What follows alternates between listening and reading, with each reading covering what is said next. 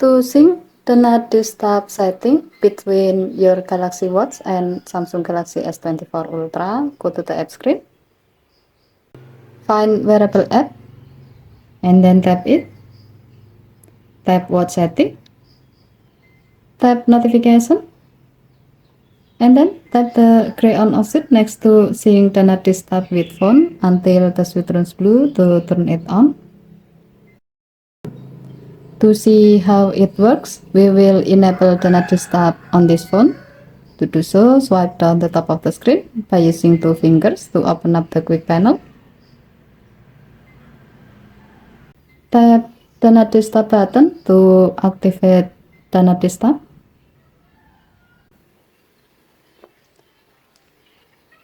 As you can see, when you enable the not disturb on your phone, your watch will also enable the not disturb.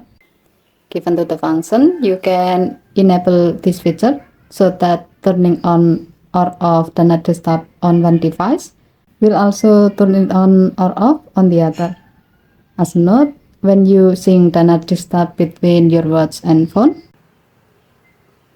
the exception you set on your phone will also be synced on your watch.